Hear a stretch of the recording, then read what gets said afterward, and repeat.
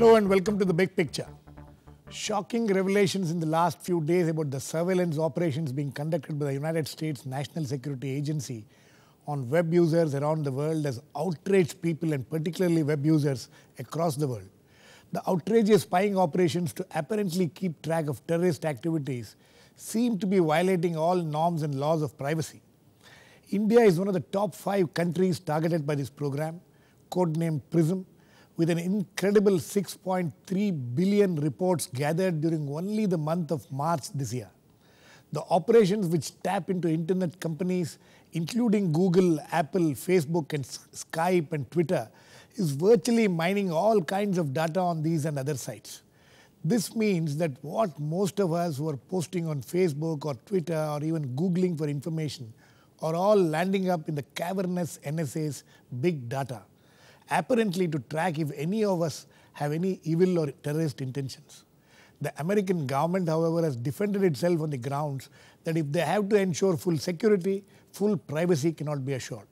It also justifies to its citizens saying that only foreigners are tapped and not US citizens, an outrageous justification for people across the world as it violates their privacy. What does this revelation leaked by one young Edward Snowden, who worked for a US defense contractor hired by the CIA, mean to the world order? How can the world fight this obnoxious invasion of privacy of ordinary citizens across the world? What are the issues which need addressing to ensure that America doesn't continue to act as a big brother to the world? We will discuss all this today with Rana Banerjee, former Special Secretary RAW, who understands a few things about snooping and spying. Ravi Visveswaraya Prasad, an independent telecom consultant. Nilotpal Basu, Central Committee member, CPIM, and more importantly, someone who has followed these issues closely as an MP in the past and now too. And Saikat Dutta, editor DNA, newspaper Delhi. Welcome to all of you. Mr. Banerjee, if this revelation had not come about, if this young man, Edward Snowden, had not taken this decision to reveal these things to Washington Post and The Guardian, we would have been completely unaware of this kind of a thing happening, or you think the governments knew what was happening? No, all governments are aware of this capacity, which not only the United States has, but other countries also do have. Does India have similar capacity? Certainly, certainly. It's necessary for public order and safety, and actually one has to see that there should be a balance between oversight and privacy. Absolutely. So you think that this is nothing, as far as the government operators are concerned, the security structures in various governments across the world, they are not surprised by this revelation? No, neither. I should think that it should be described as being an outrageous violation. There could be violations, but to a lesser or greater extent. I wouldn't call them outrageous violations. You wouldn't call them outrageous because you think that this is necessary? Yes, in the very nature of this business, you never know at what stage you may come across some very, very damaging or sensational input through some very normal conversations, and this could lead to some very big, disclosure, which could ultimately lead to the safety of lives of a large number of people. Nilotpal, this is very interesting. Rana Banerjee, who understands what this is all about, he thinks that this is not outrageous. This is something which everybody knew. At least all the security operators in different governments across the world would have known that this is happening. Just that this revelation is shocking and outrageous to the ordinary citizens like you and me. Not you, but me, at least. Mr. Banerjee sounds so similar to President Obama and his security establishment. Thank you for the comparison. I think this is precisely the debate that is going on in United States itself. And in fact, some of the senators of the Democratic Party, they are outraged by the fact that when NSA chief was deposing before one of these Senate House committees, they are charging that the chief of the NSA was actually lying to them. And I think yesterday the American Civil Liberties Union has gone to the Supreme Court. Right. And already Google and Facebook and all these companies are writing. What Mr. Banerjee should realize, you see, what makes this case special, unlike other governments and their whatever intelligence activities, is this. These are companies which are thriving on a business, telling users like you and me that they maintain absolute confidentiality. Right. And since these companies are based in United States, they have entered into a contract with the Department of Commerce, government of United States, and then whatever is part of a commercial agreement, that is being turned upside down and to release data to the US government to do whatever they like. The government of India, Mr. Banerjee should realize, does not have these data mining facilities from huge network companies and telecom companies as the American government is having. And are you sure about that? Nilotpal, are you sure about that?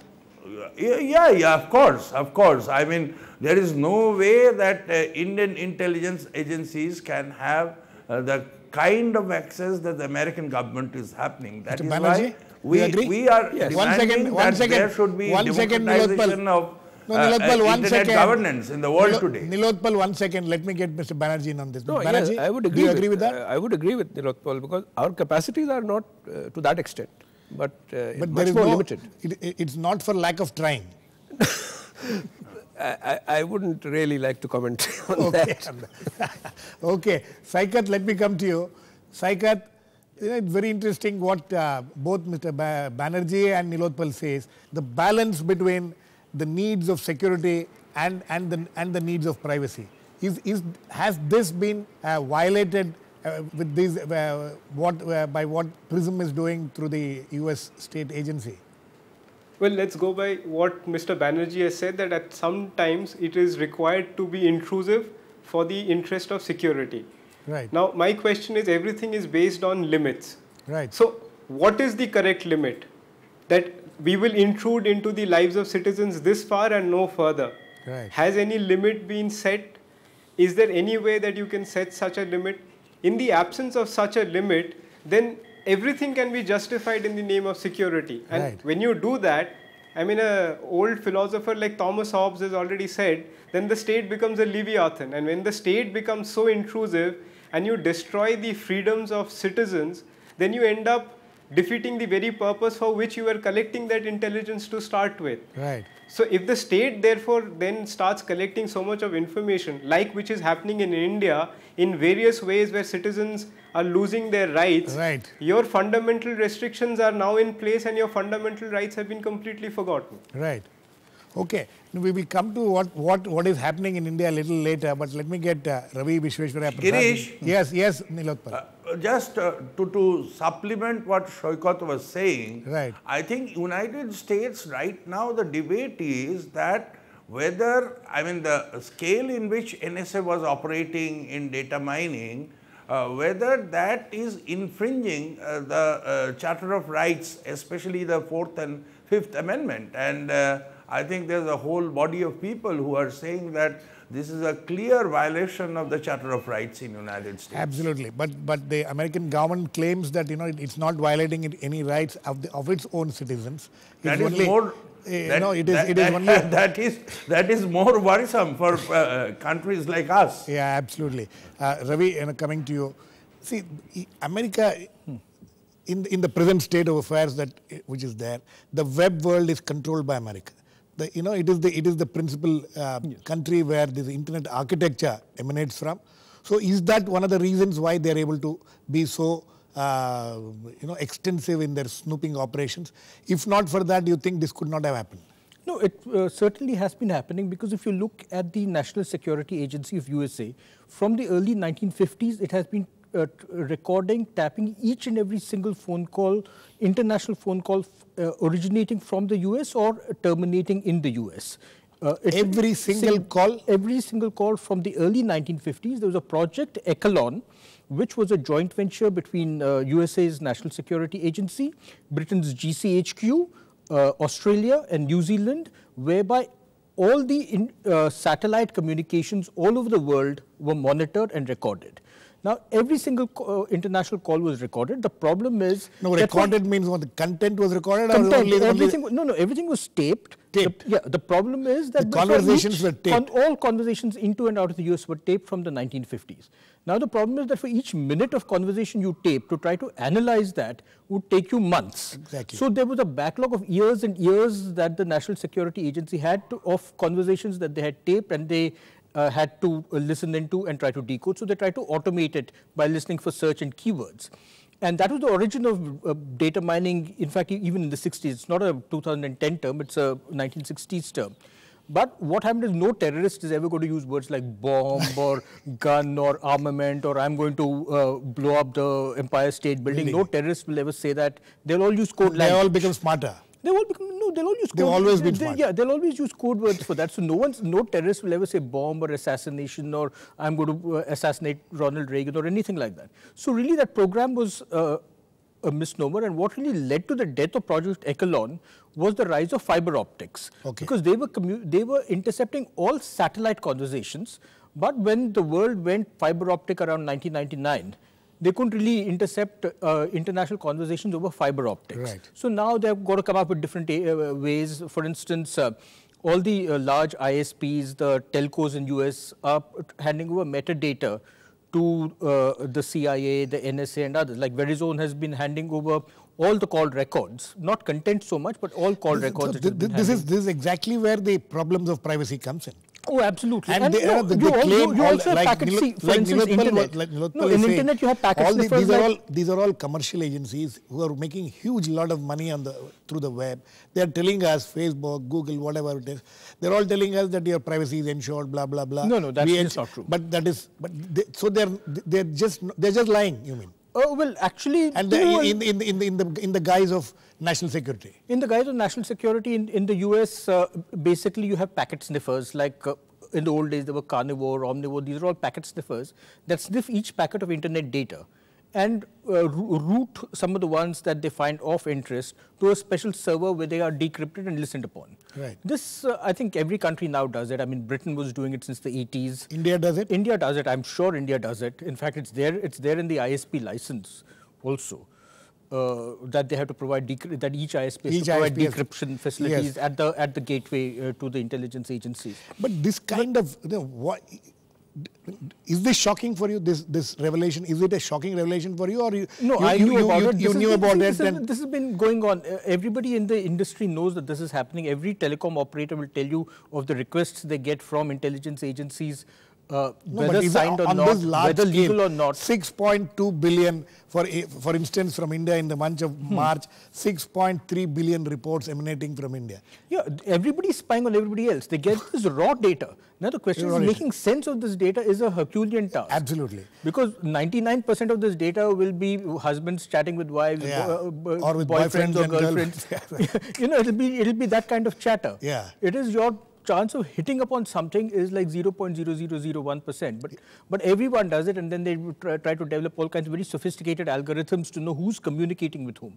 Actually, more than the content, it is who is communicating with whom, at what time, and for how much of a length, helps you to map a person's connections, and you can map that organization. For instance, Rand had done that for Osama bin Laden's Al-Qaeda, where they looked at the communications. They couldn't decrypt the content of the communications, but just by knowing who had communicated with whom for how long and when, they were able to figure out a kind of geographical map of his organization. Okay, and it's getting very interesting. In fact, what shocks us for people like Ravi, Prasad and Rana Banerjee are normal things which happen on a day-to-day basis, but we will have to continue the discussion. There are several other issues of privacy, what India is doing, how the invasion of issues of privacy are very important.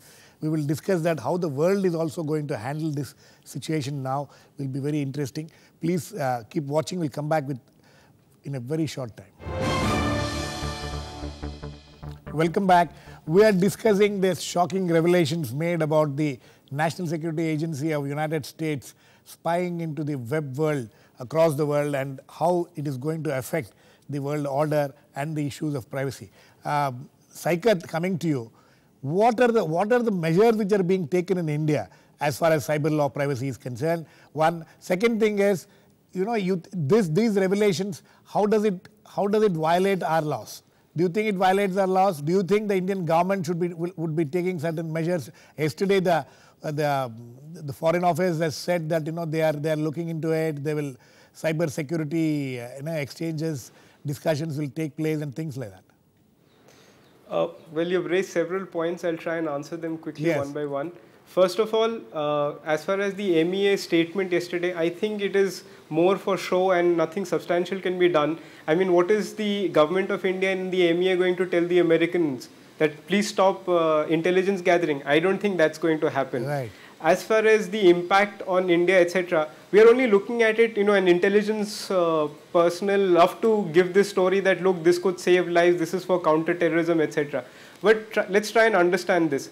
If I have information that can help me manipulate markets in favor of my country, if I can use data that can ensure that I can manipulate policies of another country in favor of my country, I mean, who needs to deal with counter-terrorism? I can use the same amount of snooping for exactly doing what, according to me, is national interest.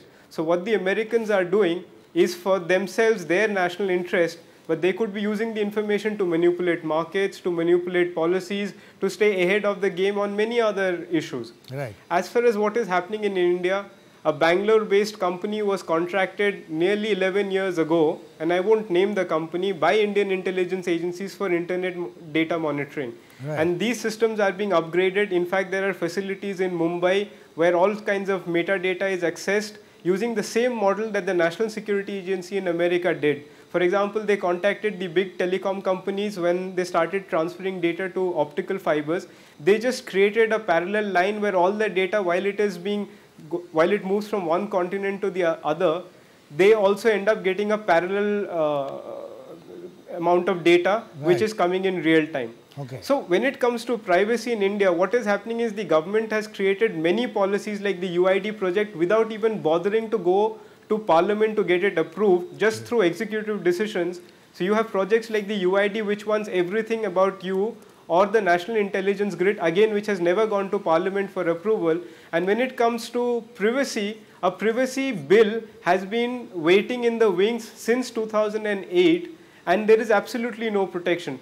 So to answer your final question on what happens to privacy, nothing really is happening because the Americans are doing whatever they want using the servers which are in their country. Right. And the Indian government is not even bothering to protect its citizens from itself. How will it protect itself from any other nation? Nilotpal, the very interesting issues raised by Saikat. One of the things is about Parliament scrutiny. None of these things have had any Parliament scrutiny. How is it, you were there in Parliament for 12 years, these issues must have been cropping up periodically. How do you think the Parliament can play a role in this now? You see, what Saikat is saying is basically music to my ears. Because I was just listening to a fascinating 1 hour of audio representation by a journalist on the Guardian audio track about why Snowden did what he did. Right. This is the fundamental question. He did not go to any other place but went to Guardian. He could have earned millions of dollars by selling whatever information he has. He has protected some of the information that he has, but he said precisely what Saikat was trying to say, that who will judge what is in national interest, what is in public interest. And in United States also, the debate that is taking place, this so-called FISA court that is there, which is a clandestine setup from where they have to actually get the permission for this data mining, that and people are lambasting the establishment that you have no business because there is no control, there is no oversight, and therefore all this business, Mr. Banerjee says casually that this is happening.